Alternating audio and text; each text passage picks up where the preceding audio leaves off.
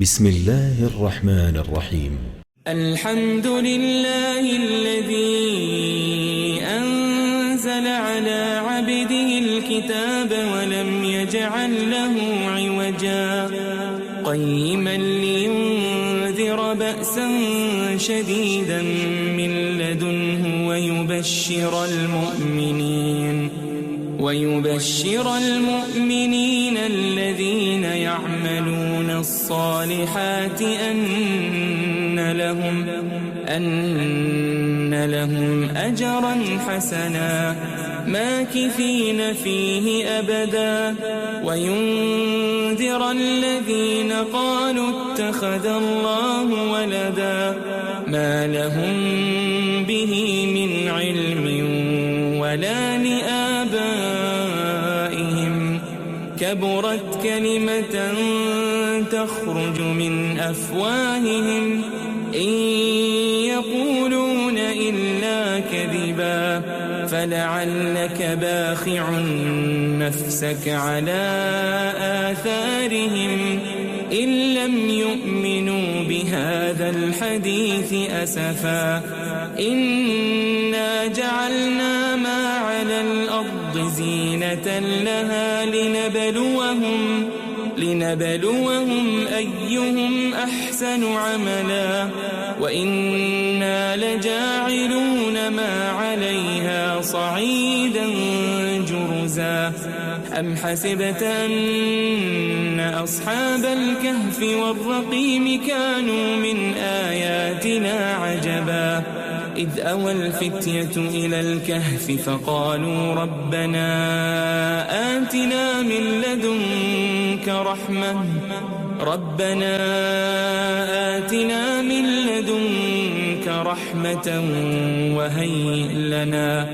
وهيئ لنا من أمرنا رشدا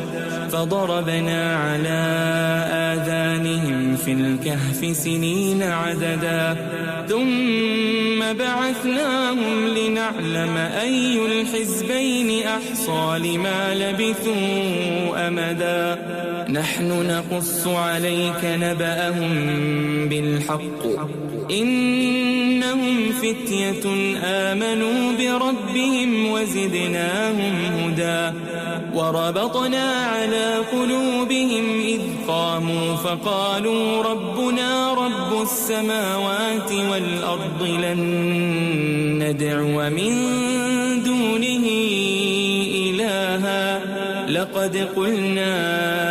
إذا شططا هؤلاء قوم اتخذوا من دونه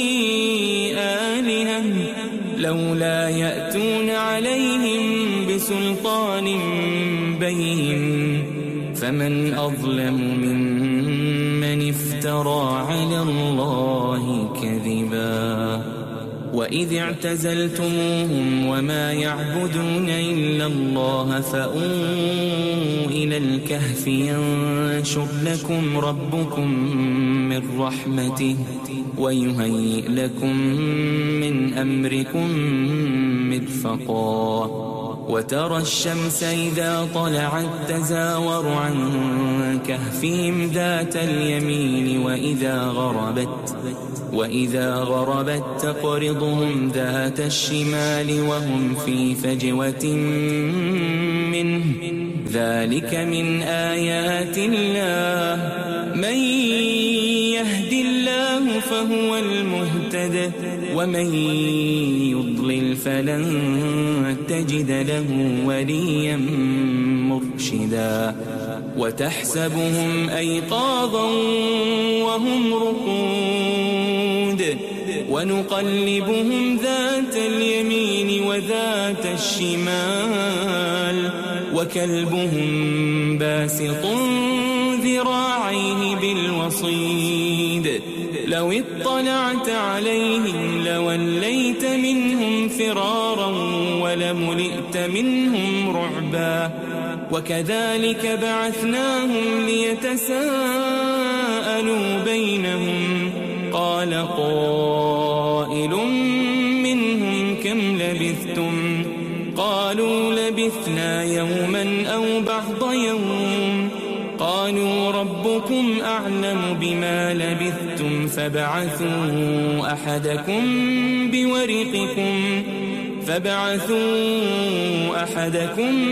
بورقكم هذه إلى المدينة فلينظر أيها أزكى طعاما فليأتكم برزق منه وليتلطف ولا يشعرن بكم أحدا إنهم إن يظهروا عليكم يرجموكم أو يعيدوكم في ملتهم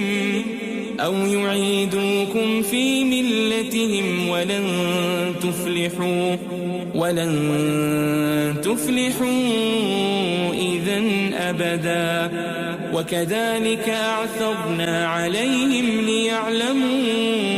أن وعد الله حق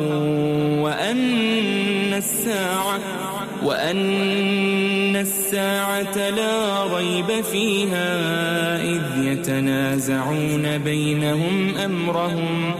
فقالوا ابنوا عليهم بنيانا ربهم أعلم بهم قال الذين غلبوا على أمرهم لنتخذن عليهم مسجدا سيقولون 3 رابعهم كلبهم ويقولون 5 سادسهم كلبهم رجما بالغيب ويقولون 7 وثامنهم كلبهم قل ربي أعلم بعدتهم ما يعلمهم إلا قليل فلا تمار فيهم إلا مراء ظاهرا ولا تستفت فيهم منهم أحدا ولا تقولن لشيء إني فاعل ذلك غدا إلا أن يشاء الله واذكر ربك إذا نسيت وقل عسى أن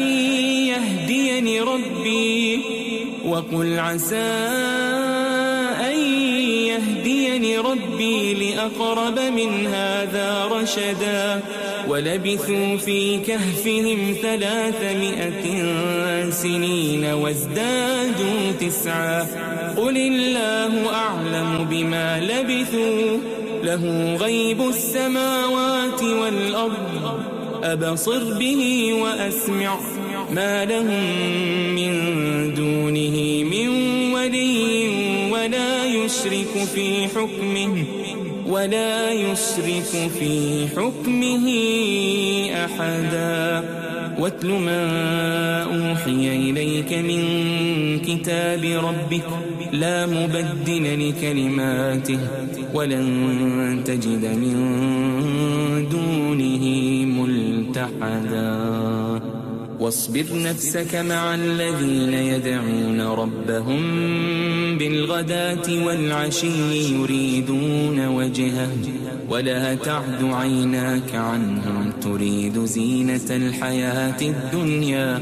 ولا تطع من أغفلنا قلبه عن ذكرنا واتبع هواه وكان أمره فرطا وقل الحق من ربكم فمن شاء فليؤمن ومن شاء فليكفر إنا أعتدنا للظالمين نارا أحاط بهم سرادقها وإن يستغيثوا يغاثوا بماء كالمهل يشوي الوجوه بئس الشراب وساءت مرتفقا إن الذين آمنوا وعملوا الصالحات إنا لا نضيع أجر من أحسن عملا أولئك لهم جنات عدن تجري من تحتهم الأنهار يحلون فيها من أساور من ذهب ويلبسون ثيابا خضرا من سندس وإستبرق متكئين فيها على الأرائك نعم الثواب وحسنت مرتفقا. واضرب لهم مثل الرجلين جعلنا لأحدهما جنتين من أعناب وحففناهما بنخل وجعلنا بينهما زرعا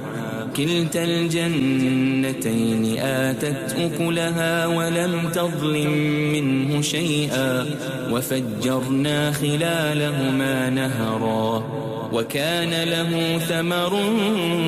فقال لصاحبه وهو يحاوره أنا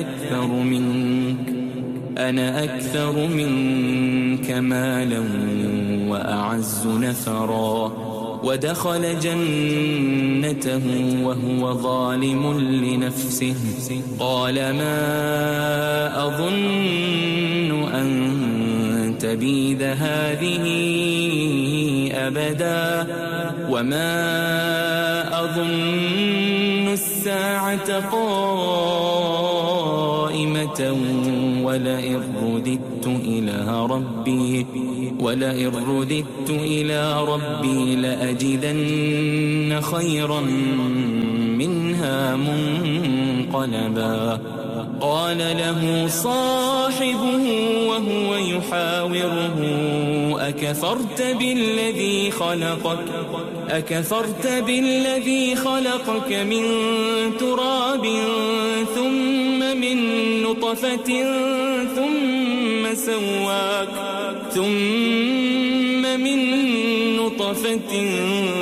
ثم سواك رجلا لكن هو الله ربي ولا أشرك بربي أحدا.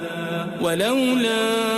إذ دخلت جنتك قلت ما شاء الله لا قوة إلا بالله إن ترني أنا أقل منك مالا وولدا فعسى ربي أن يؤتيني خيرا من جنتك ويرسل عليها حسبانا من السماء فتصبح صعيدا زلقا أو يصبح ماؤها غورا فلن تستطيع له طلبا. وأحيط بثمره فأصبح يقلب كفيه على ما أنفق فيها وهي خاوية على عروشها ويقول يا ليتني لم أشرك بربي أحدا. ولم تكن له فئة ينصرونه من دون الله وما كان منتصرا. هنالك الولاية لله الحق هو خير ثوابا وخير عقبا. واضرب لهم مثل الحياة الدنيا كماء أنزلناه من السماء فاختلط به نبات الأرض فأصبح هشيما تذروه الرياح وكان الله على كل شيء مقتدرا. المال والبنون زينة الحياة الدنيا والباقيات الصالحات خير عند ربك ثوابا وخير أملا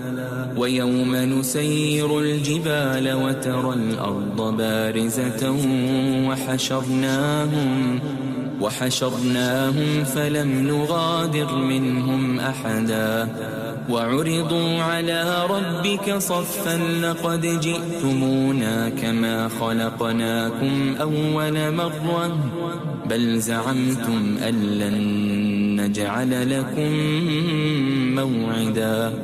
ووضع الكتاب فترى المجرمين مشفقين مما فيه ويقولون يا ويلتنا ما لهذا الكتاب لا يغادر صغيرة ولا كبيرة إلا أحصاها ووجدوا ما عملوا حاضرا ولا يظلم ربك أحدا وإذ قلنا للملائكة اسجدوا لآدم فسجدوا إلا إبليس كان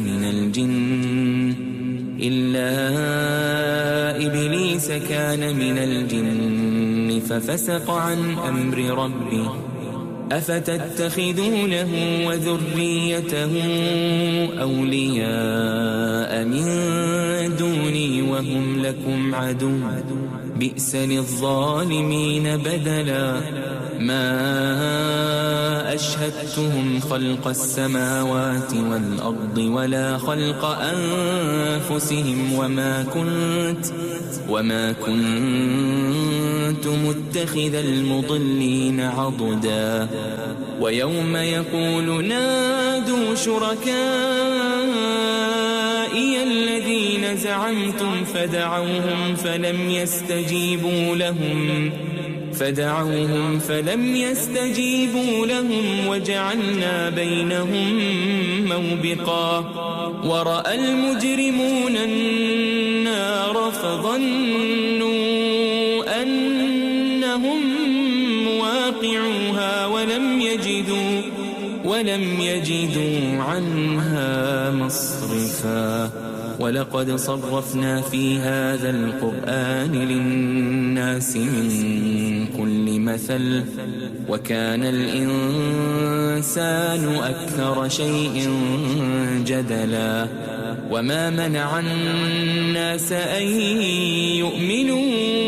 إذ جاءهم الهدى ويستغفروا ربهم إلا أن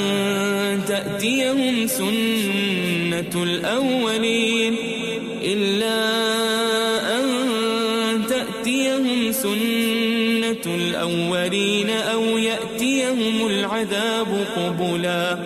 وما نرسل المرسلين إلا مبشرين ومنذرين ويجادل الذين كفروا بالباطل ليدحضوا به الحق واتخذوا آياتي وما أنذروا هزوا ومن أظلم ممن ذكر بآيات ربه فأعرض عنها ونسي ما قدمت يداه إنا جعلنا على قلوبهم أكنة أن يفقهوا وفي آذانهم وقرا وإن تدعهم إلى الهدى فلن يهتدوا إذن أبدا وربك الغفور ذو الرحمة لو يؤاخذهم بما كسبوا لعجل لهم العذاب بل لهم موعد لن يجدوا من دونه موئلا وتلك القرى أهلكناهم لما ظلموا وجعلنا لمهلكهم موعدا. وإذ قال موسى لفتاه لا أبرح حتى أبلغ مجمع البحرين أو أمضي حقبا. فلما بلغا مجمع بينهما نسيا حوتهما فاتخذ سبيله في البحر سربا. فلما جاوزا قال لفتاه آتنا غداءنا لقد لقينا من سفرنا هذا نصبا. قال أرأيت إذ أوينا إلى الصخرة فإني نسيت الحوت وما أنسانيه إلا الشيطان أن أذكره واتخذ سبيله في البحر عجبا. قال ذلك ما كنا نبغي فارتدا على آثارهما قصصا. فوجدا عبدا من عبادنا آتيناه رحمة من عندنا وعلمناه من لدنا علما. قال له موسى هل أتبعك على أن تعلمني مما علمت رشدا. قال إنك لن تستطيع معي صبرا وكيف تصبر على ما لم تحط به خبرا. قال ستجدني إن شاء الله صابرا ولا أعصي لك أمرا. قال فإن اتبعتني فلا تسألني عن شيء حتى أحدث لك منه ذكرا. فانطلقا حتى إذا ركبا في السفينة خرقها قال أخرقتها لتغرق أهلها لقد جئت شيئا إمرا. قال ألم أقل إنك لن تستطيع معي صبرا. قال لا تؤاخذني بما نسيت ولا ترهقني من أمري عسرا. فانطلقا حتى إذا لقيا غلاما فقتله. قال أقتلت نفسا زكية بغير نفس لقد جئت شيئا نكرا. قال ألم أقل لك إنك لن تستطيع معي صبرا. قال إن سألتك عن شيء بعدها فلا تصاحبني قد بلغت من لدني عذرا. فانطلقا حتى إذا أتيا أهل قرية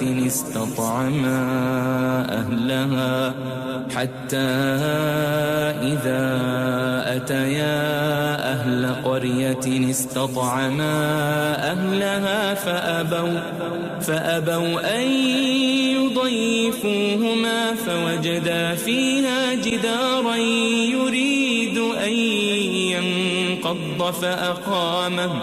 قال لو شئت لاتخذت عليه أجرا. قال هذا فراق بيني وبينك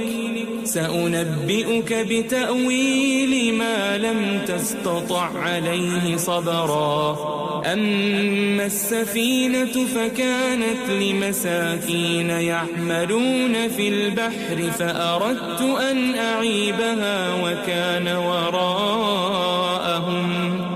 وكان وراءهم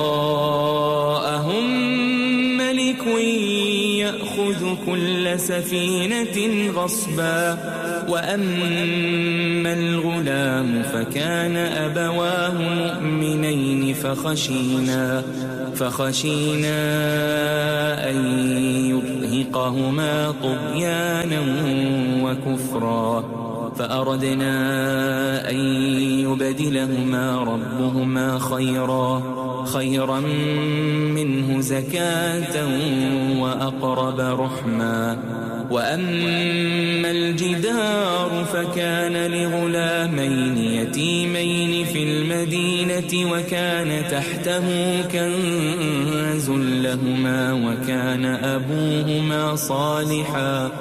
وكان أبوهما صالحا فأراد ربك أن يبلغا أشدهما ويستخرجا كنزهما رحمة من ربك وما فعلته عن أمري ذلك تأويل ما لم تسطع عليه صبرا ويسألونك عن ذي القرنين قل سأتلو عليكم منه ذكرا إنا مكنا له في الأرض وآتيناه من كل شيء سببا فأتبع سببا حتى إذا بلغ مغرب الشمس وجدها تغرب في عين حمئة ووجد عندها قوما قلنا يا ذا القرنين إما أن تعذب وإما أن تتخذ فيهم حسنا قال أما من ظلم فسوف نعذبه ثم يرد إلى ربه فيعذبه عذابا نكرا وأما من آمن وعمل صالحا فله جزاء الحسنى وسنقول له من أمرنا يسرا ثم أتبع سببا حتى إذا بلغ مطلع الشمس وجدها تطلع على قوم لم نجعل لهم من دونها سترا كذلك وقد أحطنا بما لديه خبرا ثم أتبع سببا حتى إذا بلغ بين السدين وجد من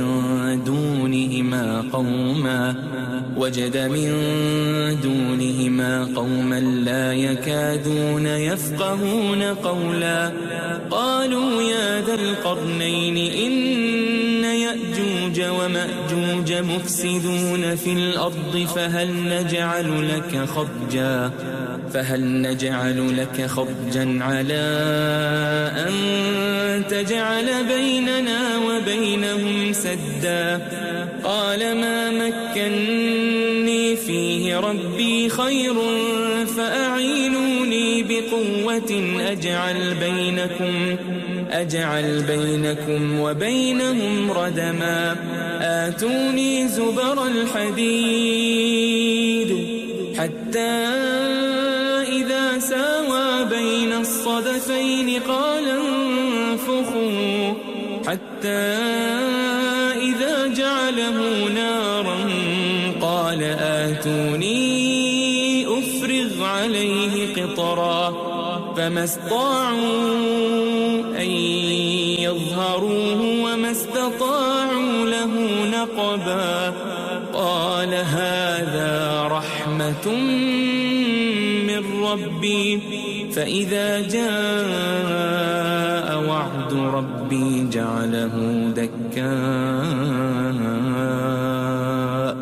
وكان وعد ربي حقا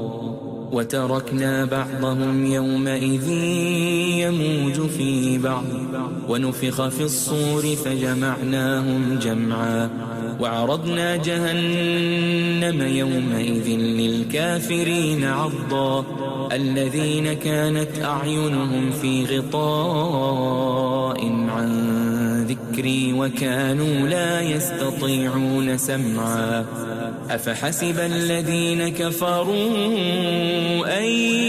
يتخذوا عبادي من دوني أولياء إنا أعتدنا جهنم للكافرين نزلا قل هل ننبئكم بالأخسرين أعمالا الذين ضل سعيهم في الحياة الدنيا وهم يحسبون أنهم يحسنون صنعا أولئك الذين كفروا بآيات ربهم ولقائه فحبطت أعمالهم فلا نقيم لهم يوم القيامة وزنا ذلك جزاؤهم جهنم بما كفروا واتخذوا آياتي ورسلي هزوا إن الذين آمنوا وعملوا الصالحات كانت لهم جنات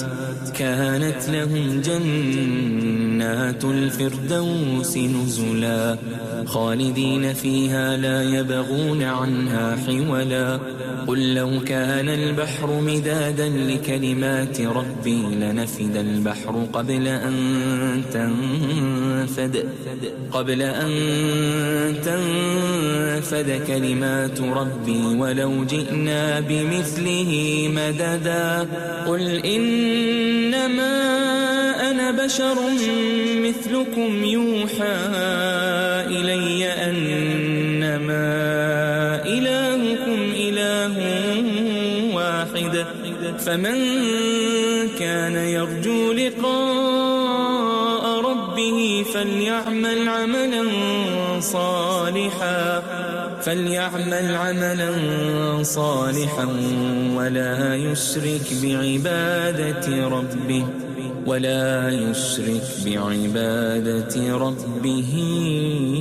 أحدا.